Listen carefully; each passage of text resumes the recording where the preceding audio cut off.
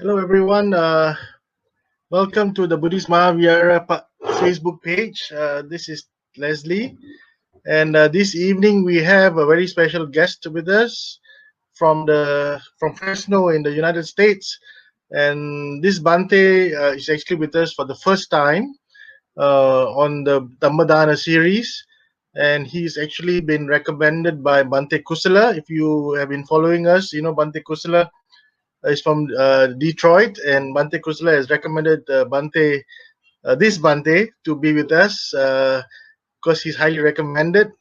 He's a young monk who is now serving the Buddhist community in the States, especially in the San Francisco Fresno area. I would like to bring on Bante Chandananda onto our program. Good evening, Bante. Can you hear us? Good evening, Leslie. Good evening, Bante. So this is Bante Kirinde Chandananda. Now, I didn't realize this until Bante told us that Bante comes from the same village as our late chief, Bante Kesari Dhammananda Naika Mahathera. And so we have now a new and young upcoming monk who's doing good work in the States in the name of Bante Kesari Dhammananda's footsteps, in his footsteps. And we are very fortunate to have him with us this evening. Let me read Bante's profile so that at least we understand a little bit of where Bante comes from. Now, Bante Chandananda graduated from the University of Peradeniya in Sri Lanka with first class honors in 2007. He was a lecturer at the University of Peradeniya for 2 years. There he taught Buddhist moral philosophy, Buddhist art, and also architecture and the world's religions. He then went to the United States in 2010 on the invitation made by the Sri Lanka America Buddhist Dhamma Society to serve as a Dhamma teacher at the Los Angeles Buddhist Vihara. Since then, he has been giving lectures and conducting meditation programs at various institutions and temples in many parts of the USA and in Canada. Currently, he is serving as a Dhamma instructor of the Cambodian Buddhist Association in Fresno, California. So I'd like to now welcome Bante Chandananda to give his Dhamma sharing. It's the Dhamma sharing is actually called what the Buddha realized under the Bodhi tree, or realized at the Bodhi tree.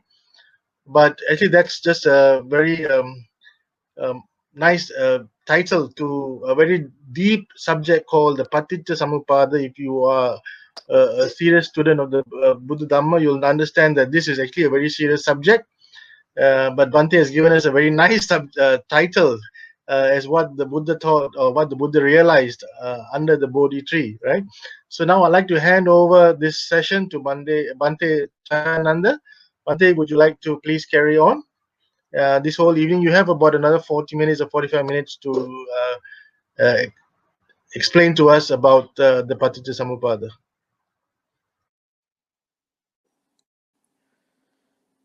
Namo tassa bhagavato arahato samma sambuddhassa.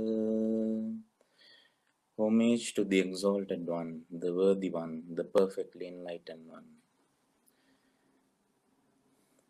Dear Dhamma friends,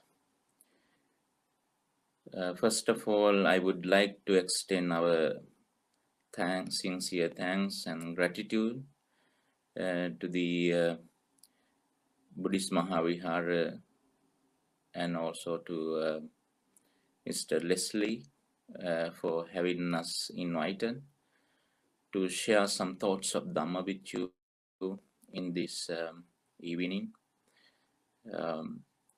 So as you are already aware of the topic tonight, we have a very special Dhamma discussion on the topic what the Buddha actually realized at the Bodhi tree, or what the Buddha actually realized under the Bodhi tree.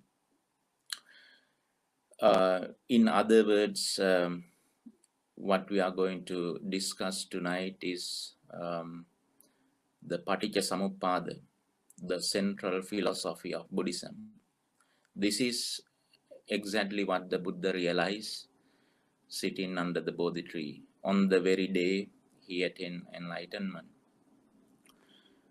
Now, as the Dhamma seekers, as the seekers of Nibbana,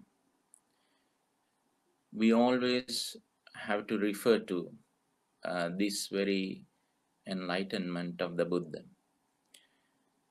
This is where we can really see the deep Dhamma, the profound Dhamma Buddha realized. Without knowing the meaning of the single important, most important Dhamma, we won't be able to end the suffering that we are experiencing in this samsara. Buddhas are born or appeared to solve this problem of suffering, to find the lasting solution for this suffering we are confronting with. The amount of suffering we have been experiencing in the samsara is incalculable. Once the Buddha said that, addressing the monks, Buddha asked, "What do you think, monks? Which is greater, the stream of water in the ocean or the stream of blood we have shed in the samsara?" Buddha himself answered that the amount of blood we have shed in the samsara, if it were collected, it would have been greater than the stream of water in the ocean. Such an immense suffering we have been experiencing in the samsara. So, to end this samsaric suffering, the Dhamma we need to understand is called Paticcasamuppada. So, before we go to the actual topic of Paticcasamuppada, let me briefly say something about the importance of this Paticcasamuppada and the profoundness of this Paticcasamuppada. We all know that Venerable Ananda was titled to be the treasurer of Dhamma because he had such a great acquisition of Dhamma in his memory.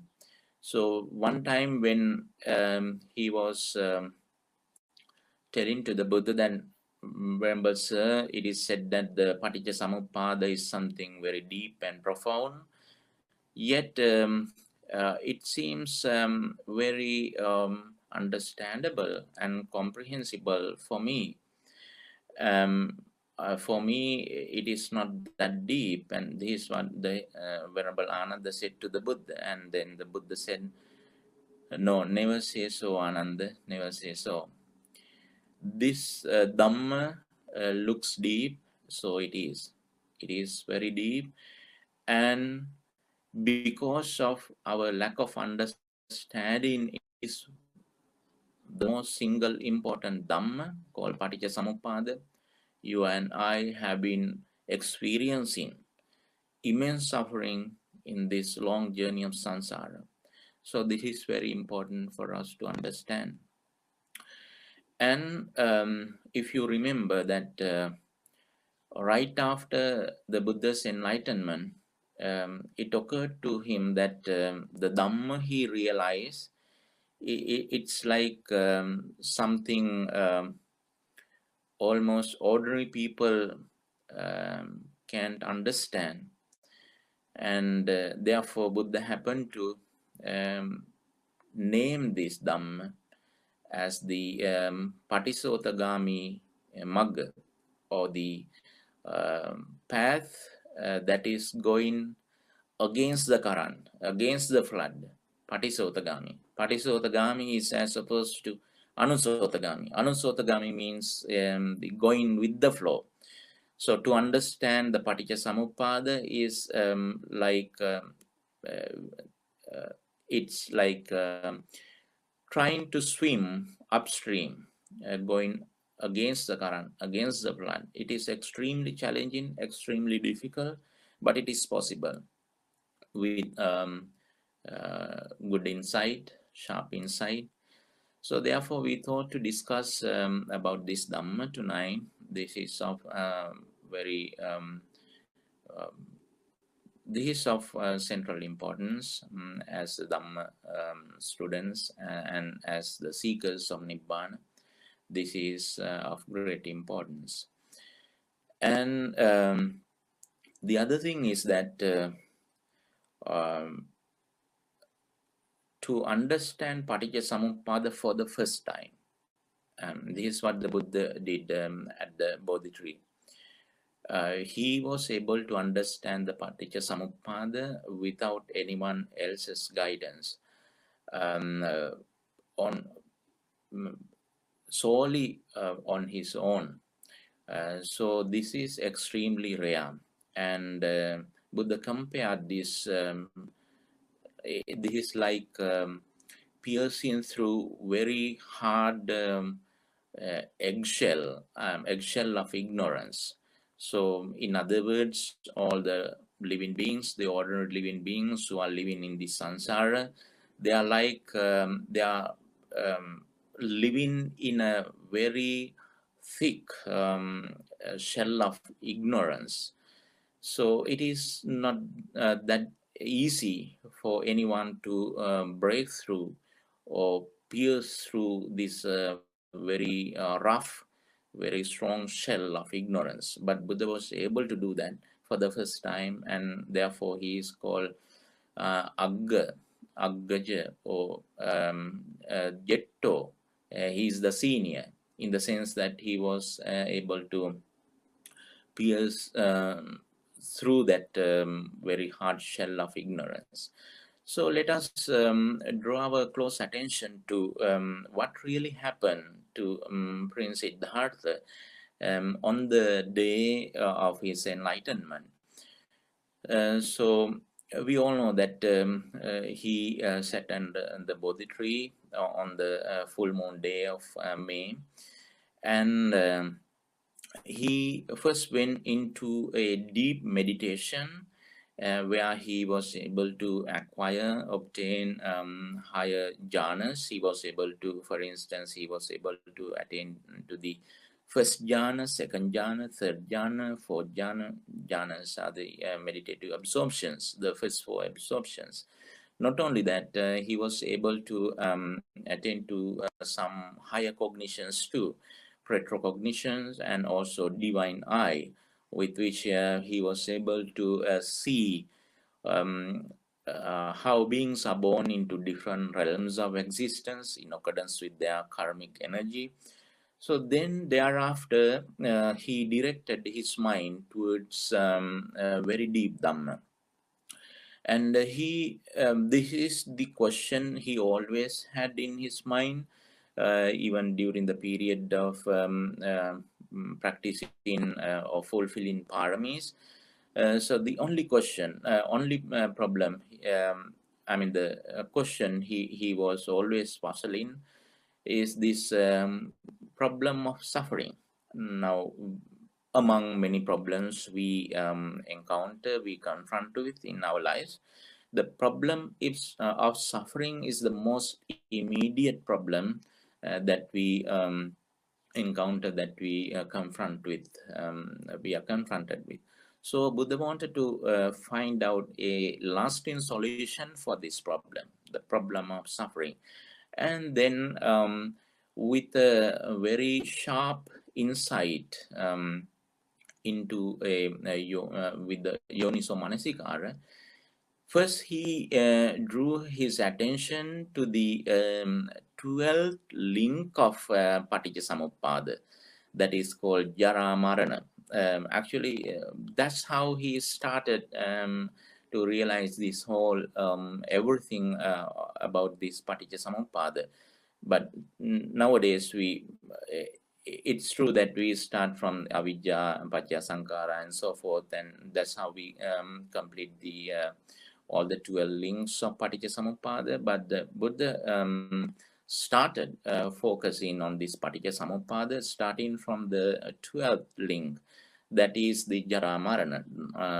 Jara Marana means decay and death, because when we said decay and death, it represents the whole mass of suffering, the suffering from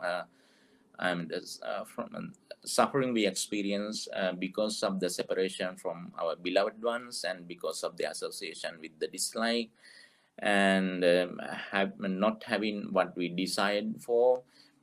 So everything, or whole mass of suffering we experience with the decay and death. So he was questioning, why is it, why we really undergo this suffering, why we really experience this suffering. Then it occurred to him, yes, there is a very definite answer, definite cause for this Jara Marana. What is this definite cause? Yes, Jara Marana is because of the presence of Jati. Jati means birth. Birth, it is because of birth that we experience decay and death, and lamentation, sorrow, grief, and everything we experience because we are born. And then he wanted to understand the cause, the root cause of birth. And as he was contemplating deeply on this subject, and it occurred to him that yes, birth is because of becoming. Birth is not without cause and condition. Birth is because of a cause and condition. So he wanted to know what is the exact cause and condition for birth. And then he realized that yes, birth is because of becoming. Becoming means bhava. Actually, we have to understand that bhava is twofold. One is called kamma bhava, the other one is called uppatti bhava. Kamma bhava means the psychological becoming. Becoming, later on, we are going to discuss what this bhava means with some analogies and with some examples, so you can understand it better. In brief, bhava means the notion of existence. So first we maintain this notion mentally, psychologically, and then it leads to conventional becoming, uppatti bhava. And then he further examine into it, and what is it that leads to bhava. Bhava is with cause. It is never without cause. There should be a definite cause for this. And then it occurred to him, yes, bhava is because of upadana. Upadana means clinging, clinging or holding on to. So we have a strong sense of clinging. So bhava is because of clinging. And then he further questioned, why this clinging? Clinging is because of craving, that is called tanha. So then he further questioned, why this tanha? Tanha is because of Vedana. Vedana means sensation. So then he further questioned, what is the cause for Vedana? The cause for Vedana, he realized that it is because of the presence of, because of the sense contact. If there were no sense contact, there would be no sensation. And then he realized that yes, it is sense contact that leads to sensation. And then he further questioned, what is it that leads to sense contact? And then the approximate cause for sense contact is the presence of six sense spheres, six senses, salayatana. So then that is very obvious. So then he further questioned, why this salayatana, or the six senses? We know that we have senses: eyes, ears, nose, tongue, body, and the mind. So why these six senses? Six senses, when we go to the origin of six senses, we can see the origin of the six senses in the name and form, or nama rupa. This is called psychophysical organism. So he understood then yes, six senses because of nama rupa, or the psychophysical organism. For instance, when we get conceived in mother's womb, so it is not just the matter, or it is not the mind only. Rather, and that is called psychophysical organism, nama rupa, both nama and rupa, and mind and matter. So that is called nama rupa. So then, why this nama rupa? Then he realized this nama rupa is because of the presence of vijnana, that is called consciousness. So then he wanted to find out the root cause of this vijnana, or the cause of vijnana. Then he realized that vijnana is because of sankharas, because we have accumulated certain sankharas, punyabi sankhara, punyabi sankhara, nananjabi sankhara. In other words, karma, volitional formations. So then he realized, yes, it is a volitional formation that leads to the consciousness. And then he wanted to see and find out the cause and condition that leads to volitional formations. And then he deeply concentrated on this, and he understood that it is avidya, ignorance. Ignorance is the cause, the root cause. And beyond ignorance, there is nothing. I mean, everywhere what we see is just the ignorance. Because of ignorance, then he understood, yes, it is because of ignorance volitional formations come into being, and because of volitional formations vijnana or consciousness come into being, and because of vijnana namarupa comes into being, and because of namarupa salayatana comes into existence, and because of salayatana there is senses, or six senses, and when there are six senses, then there is sense contact, and when there is sense contact, it is the sensation is the result. And when there are sensations, so then we tend to crave for the sensation, and then as we crave for sensation, then clinging happen.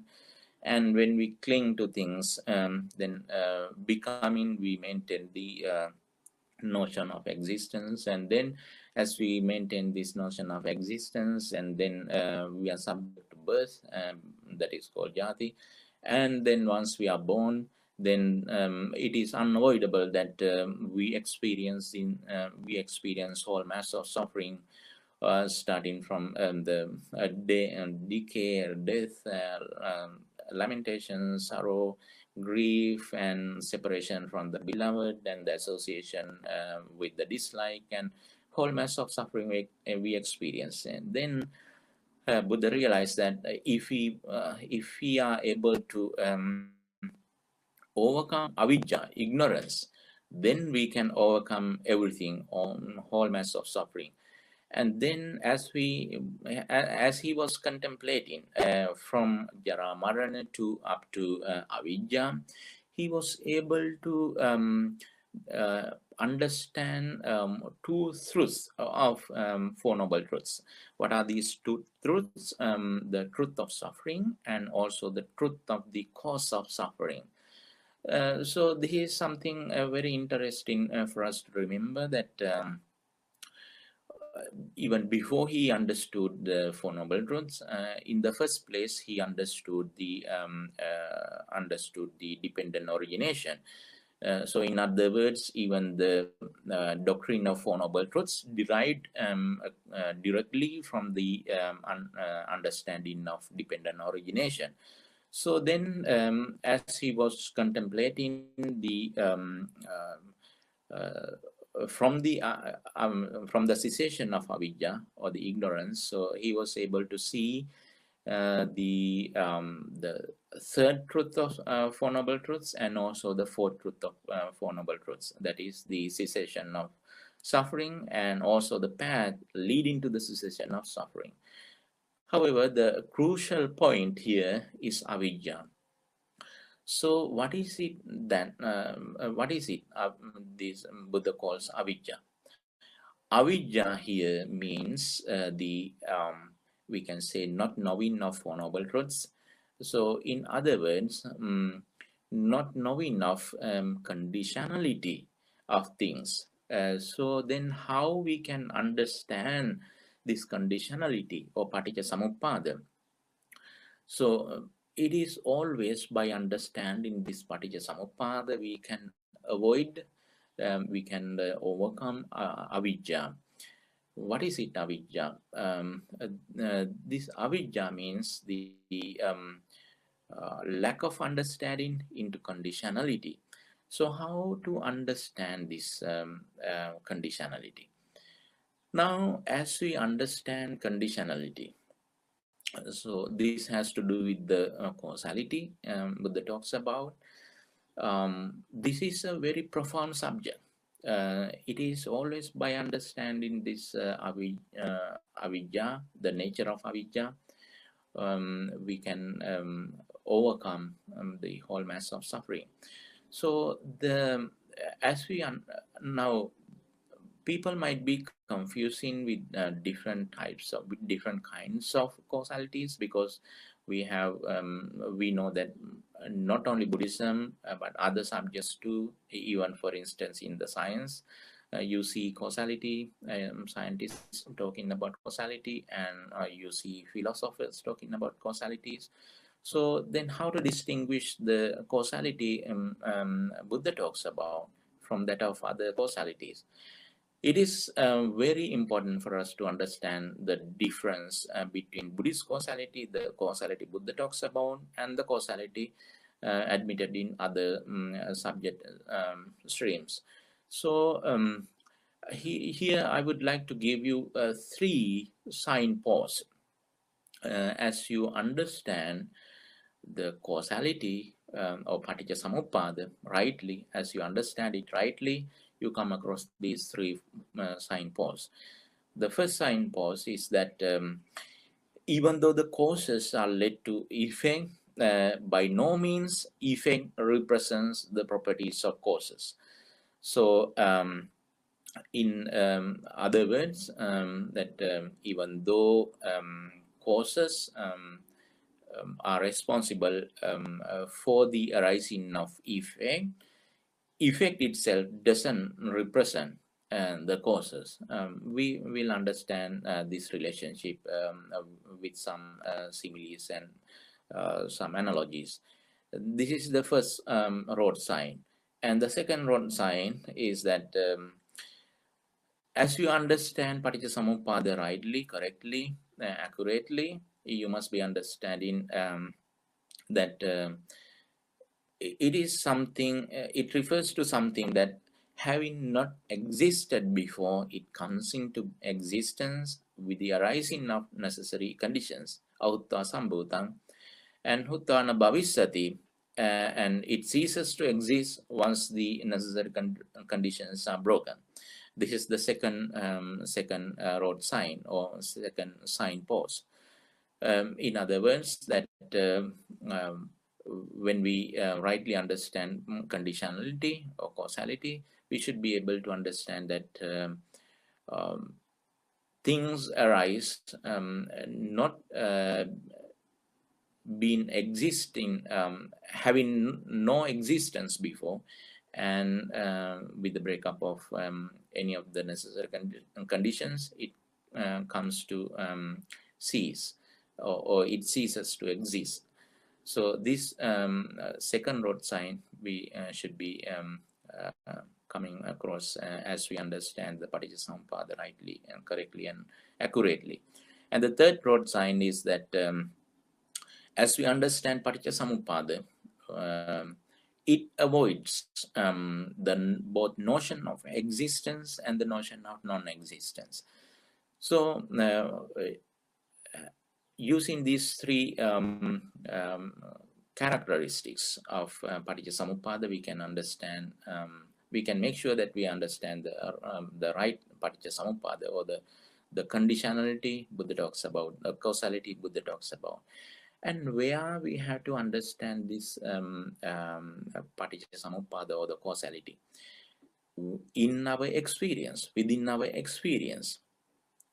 Now, this Paticcasamuppada is called dependent co-arising, dependent co-arising, as opposed to independent arising. Now, for instance, Buddha realized that actually this is why he compelled to term this Dhamma, name this Dhamma as the uh, as something going against the current, against the flood, Patisotagami, because the entire world is of this view that the things are existing independently. But Buddha realized that that is not the case, that things exist only as long as conditions exist, or the necessary conditions exist. So this Dhamma we have to comprehend. For instance, now you can check with yourself that whether you are going against the flow or going with the flow.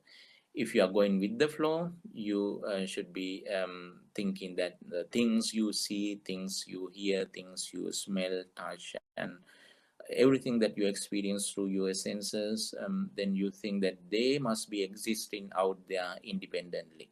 But as you understand Paticcasamuppada, you understand that the things we experience through our senses, six senses, they don't have existence on its own, of its own. They are of dependent nature. This is what the Buddha called as the Paticcasamuppada, or dependent co-arising. So let me give you a simile so that you can comprehend everything we talked about in this lecture. For instance, um, when we see a shadow of a tree cast on a ground, this shadow, as we analyze this shadow from the perspective of Paticcasamuppada, then you can understand, you can see these three significant signposts in it. So what is it? What is it? This shadow. What this shadow is, and how it arises, and what is this phenomenon? Actually, shadow cannot exist on its own. For us to see a shadow, then there should be, let us confine this into three most necessary, important conditions. What are these three necessary conditions? For instance, there should be an existence of a tree, and then the ground and the light. So when these three necessary conditions come together, we see the result is shadow. But shadow, now in the first road sign, we mentioned that even though the causes give rise to effect does not represent the properties of the causes. We can see this in this example. For instance, the you can see any properties of the tree in the shadow. You can see any properties of the ground in the shadow. You can see any properties of the line in the shadow. So even though these causes are leading to the effect in return doesn't represent the causes. This we have to understand. Uh, and also, as you understand this Paticcasamuppada, we mentioned that you are likely to avoid both notions of existence and the notion of non-existence. For instance, when there is when shadow is there, you cannot say it is. Why you can see it is because with the breakup of any of those necessary conditions, it ceases to exist. And you are not supposed to say it is not. Why? Because with the presence of those conditions, it come into existence. So since it comes into existence because of the presence of the necessary conditions, you cannot negate it. You cannot say it is not, and nor can you say that it is, because with the breakup of any of those conditions, it comes to an end. So this is the nature of the conditionality or the causality Buddha realized at the Bodhi tree. So when we apply this to our experience, to our world, still we are in the simile. But where we have to apply this simile of shadow, actually we have to apply this to our six-fold experiences. For instance, what we see is exactly like the shadow. For just as there should be three necessary conditions for us to see the shadow, even so for us to see something, there should be three things: the eyes, the presence of eyes, the presence of matter, and also the presence of eye consciousness. The result is seen. What we see is not the eye. What we see is not the form either. What we see is not the eye consciousness either. But because of the presence of this necessary condition, seeing is possible.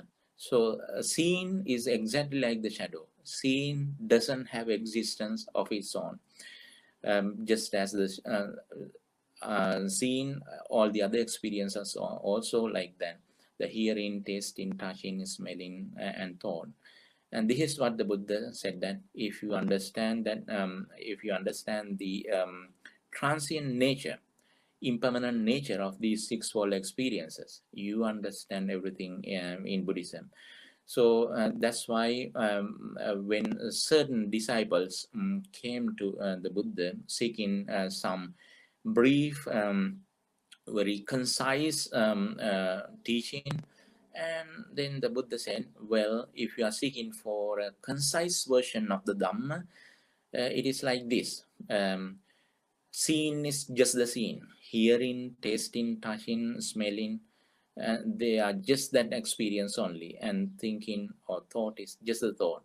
If you can train your mind in that way, in accordance with that, then you can understand the Dhamma. What Dhamma, I mean, the disciples are likely to understand. They are going to understand this conditionality in terms of uh, these sixfold experiences. So if we analyze one single experience from the perspective of Paticcasamuppada or the dependent origination, then we can understand everything. So just focus on one thing, like for instance, the elusive nature of seeing, or in other words, what we see is like an optical illusion actually, because what we see cannot be touched, what we touch cannot be seen. This is what the Buddha said, that um, the things that are cognizable through the eye consciousness will be cognized through the bodily consciousness. So this is what the Buddha realized at the Bodhi tree. Yes, this is very profound. So but this is possible with a very sharp insight. So now we would like to turn to you. So if you have any questions and comments on this topic, so you can understand this better with the discussion.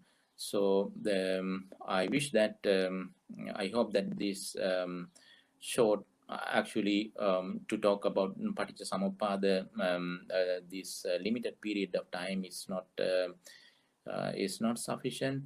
But at least if you were able to get some idea about the subtleties and nuances of this Paticcasamuppada. That also will guide you as you understand Paticcasamuppada in the future. At least if you can understand if you can remember the relationship, what kind of relationship Buddha saw between the cause and effect, and especially the three road signs we just mentioned, that would be really beneficial for your Dhamma journey. So having said that, now I would like to thank you again for joining with this Dhamma Dana. So thank you. And if you have any questions and comments, you are mostly welcome. Thank you.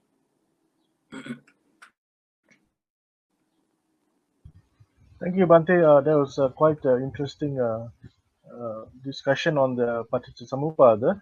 There's one question that I've posted onto the screen. Can you see that question there? Yeah. Bante, could you kindly explain the Paticcasamuppada with relation to past, present, and future? Yes. Yes. As we I hope everyone got the question right. So he is asking to explain the Paticcasamuppada in terms of present, past, and the future. Yes, there are few modes, like different perspectives from which we can talk about Paticcasamuppada. At certain times, we refer to the past, present, and the future, and sometimes we can talk about Paticcasamuppada like the from the perspective of momentary existence. If you go to the past, present, and future, you can see that in the avijja sankara, they represent they have to do with the karma, that is the past life. But one thing we have to remember that even though we can refer to the past, present, and the future, we are not supposed to split these 12 links into 3 lives. If we want to refer to the past lives, we have to refer to the all the 12 links into past lives too. Otherwise, we are not supposed to split these 12 links into 3 lives, but we can see how this is related to 3 lives or the 3 times. For instance, even in the past, it is because of the avijja and sankara. Now we can see 3 parts in these 12 links. We can see karma part, we can see the vipaka part, and we can see the kilesa part. Karma part represents the first 2 links, the avijja and sankara, and then vijnana nama rupa salayatana passa vedana. Those 5 things represents this life, and also the tanha upadana bhava, they represents the kilesas, and the result is jara marana. So even when we go to the past life, for instance, in the last life also, what we experienced was these 12 links because of the presence of avijja and sankara. Then the vijnana nama rupa salayatana passa vedana, that is the life, and then because of our lack of understanding into this conditionality, we crave for the sensation. Then because of the sensation craving, and then because of craving, then clinging, and because of clinging, then becoming, and then we again experience jara marana, and the same cycle repeated again. And then at the last moment, of our life in our last life. Then as we were maintaining that becoming nature, then we were we were subject to birth again. So this is how the whole cycle repeats itself. So uh, there is a term called adhana, and also there is a term called kana, and there is a term called muhutta. We can explain the Paticcasamuppada. Adhana means referring to the past, present, and the future. And kana means we can refer to the we can explain the Paticcasamuppada referring to the moment, kana, and muhutta, this momentary existence. So in these, I mean, different ways we can explain it. So yeah, I hope that you are able to understood that. If not, you can have follow-up questions.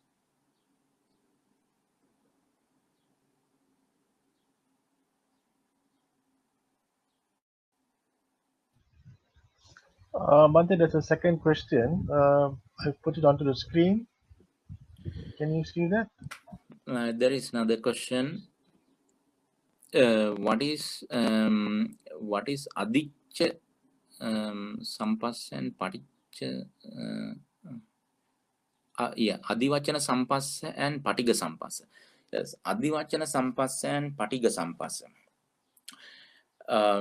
Adivachana sampassa means the mental, psychological contact, and the patigga sampassa means actual physical contact. So we can see in all the six senses these I mean patigga sampassa and adivachana sampassa. For instance, when you see something, if there is a sensation arising because of the eye, because of the form, and because of the eye consciousness, then that sensation is called patigga sampassa. And because of this patigga sampassa, then you can get this almost same experience through your mind too. But that time it is called adivachana sampassa. Adivachana sampassa means you have mental experience over your physical experience. For instance, while you are experiencing something, this happens so rapidly, very fast, that right after your physical contact, then this mental contact occurs. So we sometimes don't understand that we are just using, and we are just referring to adivachana sampassa. I mean, the use in the adivachana sampassa, we refer to the patigga sampassa, but all the conditions, necessary conditions that led to patigga sampassa already dead and gone. But now we associate with the adivachana sampassa. Adivachana sampassa means mental contact. So that is the basic difference, adivachana sampassa and patigga sampassa. Patigga sampassa, for you to have patigga sampassa, always it requires the presence of eyes and presence of other five senses, and the respective sense stimuli, and also the respective sense consciousness for you to experience adivachana sampassa. Then it is just the mind, but mind has data acquired from your fivefold sensory experiences. So then based on those data, you can you get adivachana sampassa. That is the basic difference.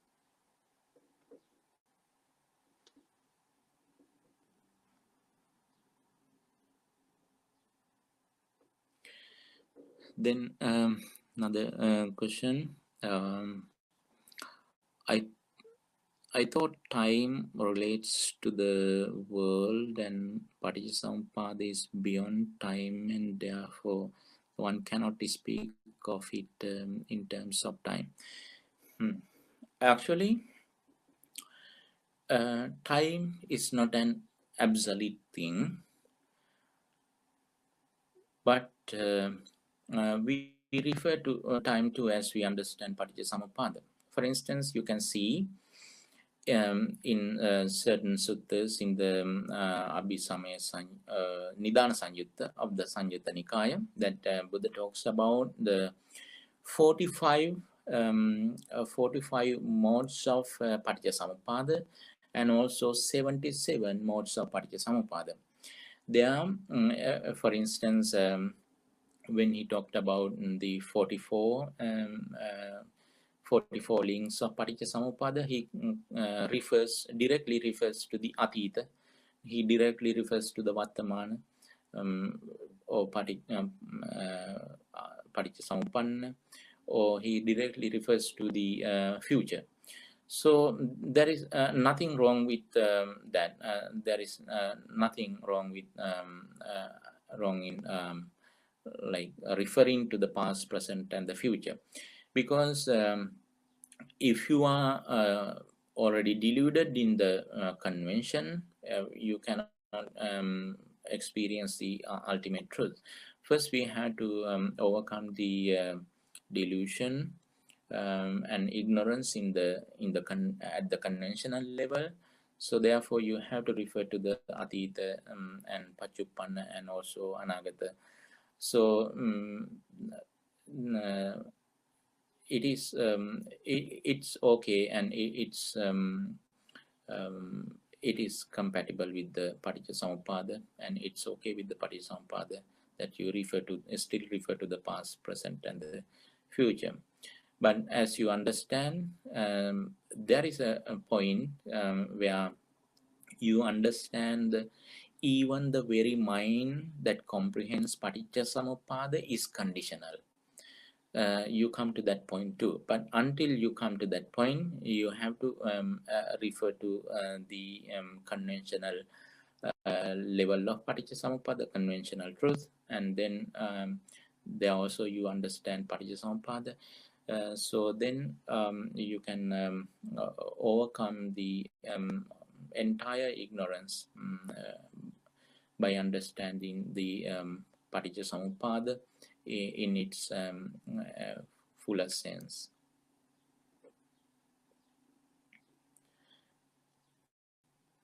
We've got another question from Dr. Sunil. Dr. Sunil was our speaker last weekend, Bante.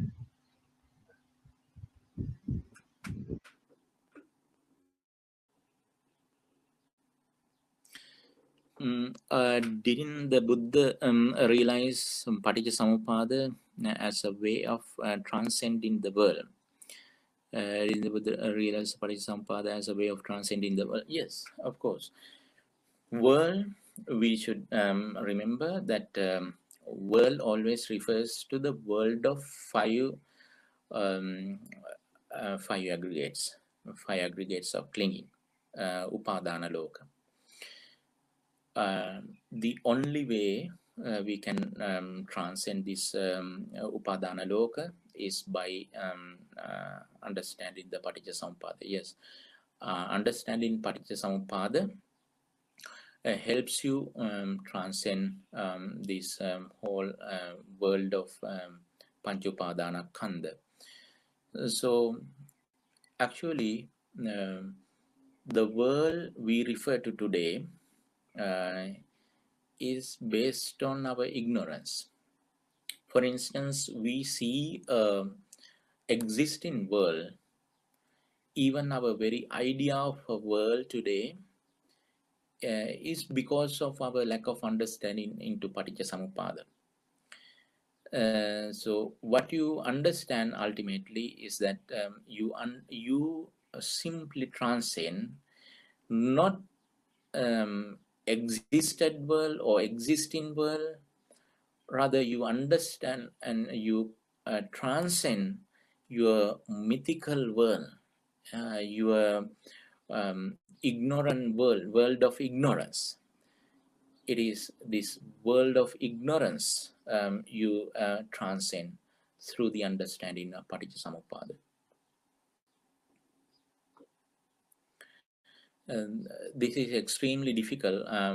Yes, that's why this is like covered with a very hard shell of ignorance.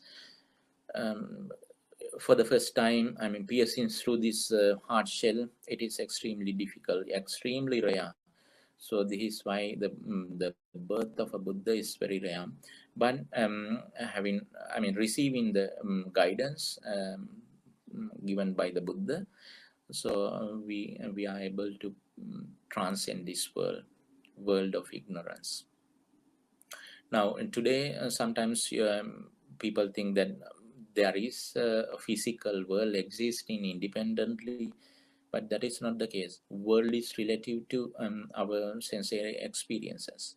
For instance, world is nothing but the sixfold experiences. One time, a monk came to the Buddha and asked, Venerable Sir, even though we listen to the Dhamma, we know that there should be some other things too.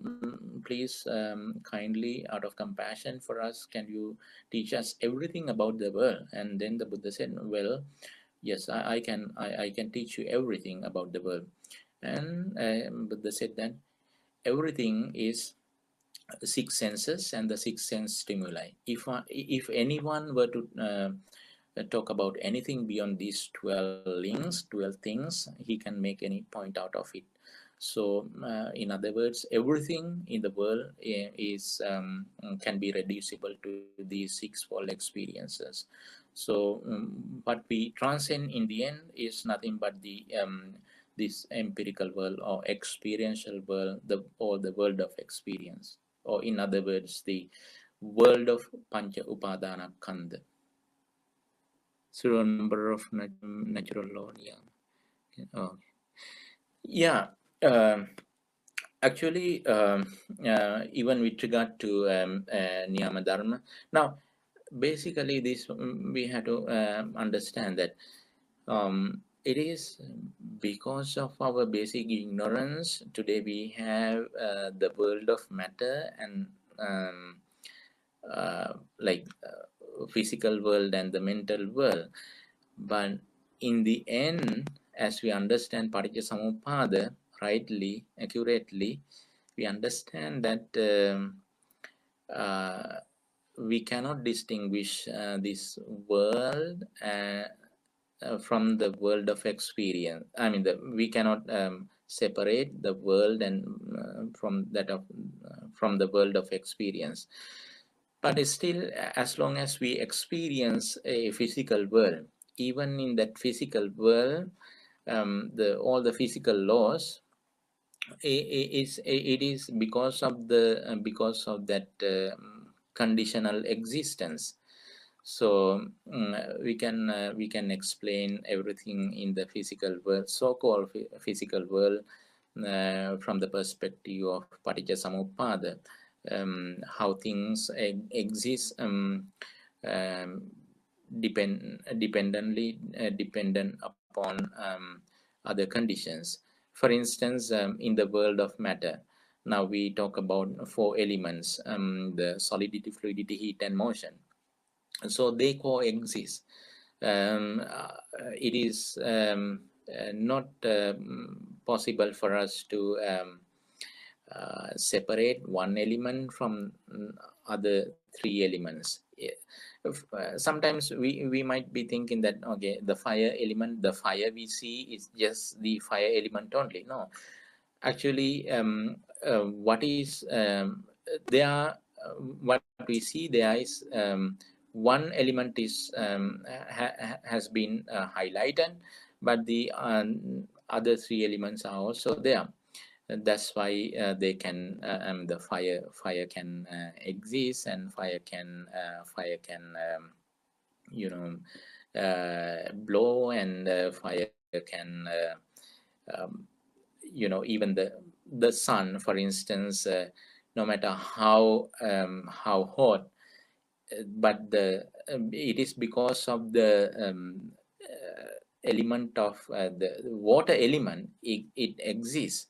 So for instance, we see conditional nature or dependent nature of these elements too. And the other thing is the physical occurrences, physical happenings, or the physical existence. Also, we see conditional genesis there too. I mean, the conditional existence. Uh, they exist as long as the necessary conditions exist. All the, I mean, for instance, Buddha also talked about the origin of the world. I mean, the physical origin. I mean, the in terms of the physical origin. For instance, if you refer to the Aganya Sutta, you can see clearly Buddha is talking about the evolution, referring to the physical world. So there, what we see is the dependent nature, because there is nothing independently existing, intrinsically existing out there in the physical world. So everything, absolutely, everything is dependent upon other conditions. Yeah.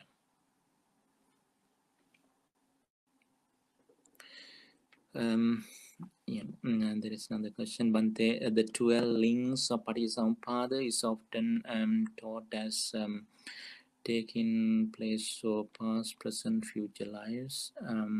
Understand that the 12 links can also occur here and now in this existence without bringing in past, future lives, which view is the correct one.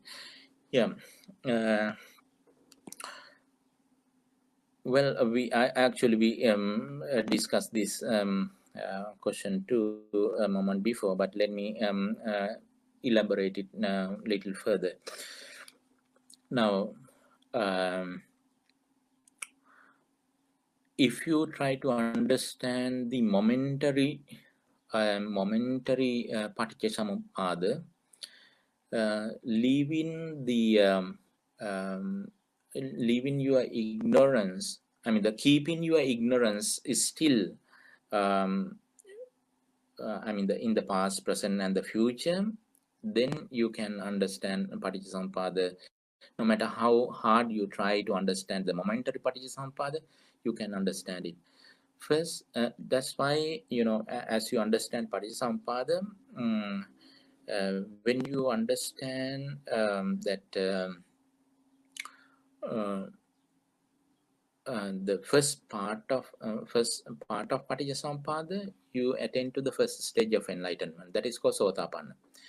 For you to attain Sotapanna, you refer to the Kayanupassana. When you practice Kayanupassana, you are going to focus your attention on how this Kaya arises and how this Kaya ceases, and there you understand, yes, this Kaya is because of the avidya, because of the karma, because of tanha, because of ahara. And then sometimes you have to refer to the atita, and you have to refer to the Vartamana, and you have to refer to the Anagata too. So by contemplating deeply in accordance with the Paticcasamuppada, you overcome the idea of a self or soul or any substantial entity in relation to this body, in relation to this matter. So then you overcome one layer of ignorance, and then you come to the first stage of enlightenment. So to understand Paticcasamuppada, and also to overcome avijja, we follow the graduated path. In other words, you peel off the ignorance layer by layer, layer by layer. And as you peel off the ignorance layer by layer, you comprehend the Paticcasamuppada layer by layer, and then you go to its essence. So, for instance, as long as you have ignorance about matter, then you have to refer to Atita, Pachupanna, and Anagata. But it doesn't mean that you have to go to the past, but you refer to the past, and just to understand the fact that even in this past, this is what really happened, and um, and this is what is happening right now, and this is going to happen if we don't remove the cause, and then this will continue to be in the future too. So that way you can refer to the past, present, and the future. Nothing wrong with that. But ultimately, in the end, especially when you go to the as you pass the first three stages of enlightenment, then comes to the point, very subtle point, that you are able to comprehend the entire Paticcasamuppada within one single thought experience. So you can see arising and ceasing nature. Yang kinci samudaya dhamman sabbantan nirodha dhamman. You can clearly see all that is of the nature to arise is of the nature to cease. If you actually the same principle, but at different stages, you understand it differently, but the same principle doesn't change. The same principle, what is this same principle? All that is of the nature to arise is of the nature to cease. Yang kinci samudaya dhammang sabbantan nirodha dhamma. This is what you understand at the Sotapanna stage, Sakadagami, Anagami, and also at the Arahant stage. This is what you understand. But at the Sotapanna level, yes, you overcome the ignorance related to the past, present, and the future. That's why you see that in the Vichikicca, you overcome Vichikicca in relation to the past. You overcome Vichikicca in relation to the present and the future. Atite Kankati. You overcome, you don't have any doubts about the past, and even in the past you see, you understand that what really existed was nothing but the name and form, nothing but the mind and matter, or skandhas. But because of your ignorance into about this about the function of these five skandhas, you develop tanha, or you develop kilesas, and because of the kilesas you experience suffering.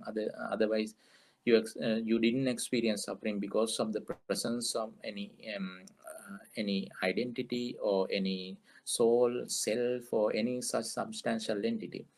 That you understand by referring to the past, present, and the future. But actually, as you understand at this very moment. But for you to understand, yes, you have to refer to past, present, and the future for a pragmatic purpose. I mean, the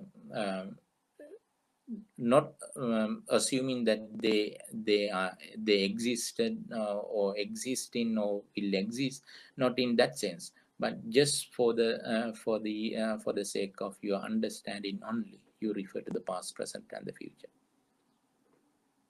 One thing I was saying earlier, I think we never expected tonight's Dhamma sharing to go so long. We were expecting it to go for only about 40 minutes, as we discussed yesterday. But now we've gone 1 hour, 15 minutes almost. And there's a lot of questions that was posted to you. And I think there's a lot of interest as far as the Paticcasamuppada is concerned. So, on behalf of the Buddhist Mahavihara and all the monks at the Buddhist Mahavihara and the Committee of Management, let me take this opportunity to thank Bante and the sponsors, and also to all our listeners who are listening in this evening for paying attention to Bante. Bante has been with us for the first time, and we thank you for taking time off from your schedule, very busy schedule. I know you're busy in Fresno. But Bante, before we end, could we just pay our respects to the Devas and also to the dearly departed before we end tonight's Dhamma sharing? Yes. Let us transfer and share the merits we accumulated today by listening to the Dhamma talk and also having this discussion on Paticcasamuppada. So we were able to acquire a great deal of merit. So let us think about all our departed relatives. Especially, I would like to remember with so much respect and gratitude late Venerable, Most Venerable K. Sri Dhammananda Mahanayaka Thero, who is very much related to us, even though I haven't seen him. I never got the opportunity to see him when he was alive, but he was born in the same village I was born. So and he made a really he was a real role model for our life too. So wherever Most Venerable K. Sri Dhammananda Mahathera is right now, may he is able to receive the powerful merits we accumulated. And also you can think of all your departed relatives too. May they be able to receive the powerful merits we accumulated. May they be well and happy. May they all be able to attain the supreme bliss of Nibbana. With that intention, let us recite the Gatha to transfer our merits to them all. Idamme ñātīnaṁ hotu sukita hontu ñātayo. Idamme ñātīnaṁ hotu sukita hontu ñātayo. Idamme ñātīnaṁ hotu sukita hontu ñātayo. And let us share these merits with all the divine beings, all the devas, all the deities. May all the deities who protect the Buddha Sasana protect the lives, all your lives, and may they be able to receive the powerful merits we accumulated today, and may they keep the eye on you and bless upon you, and may with the blessings of all the devas, may you be able to succeed in all your righteous endeavors, and may you all be well and happy, and may all the Bantes of the Buddhist Mahavihara and all the Bantes living around the world, serving the Dhamma, serving the world, and may everyone in your family members be protected by all the devas, and with the blessings of all the devas, may you be able to succeed all your righteous endeavors, and may you be all well and happy. May all the devas also be able to attain to the final bliss of liberation. With that intention, let us recite the Gathas to transfer our merits. Akasattha ca Bhummattha Devanaga Mahidika Punyantang Anumoditva Chirang Rakhantu Loka Sasanang. Akasattha ca Bhummattha Devanaga Mahidika Punyantang Anumoditva Chirang Rakhantu Desanang. Akasattha ca Bhummattha Devanaga Mahidika Punyantang anumoditva chirang rakhantu tvang sada. Thank you, Bante.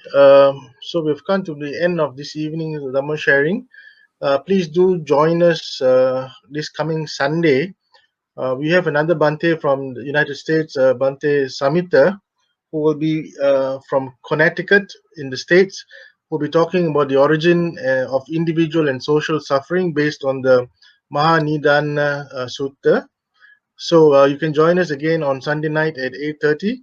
And once again, let me thank Bante Chandananda for being with us this evening. Bante, thank you so much hope to see you again soon. Yeah, and stay safe. Good night. Okay, Yadu. May I bless you.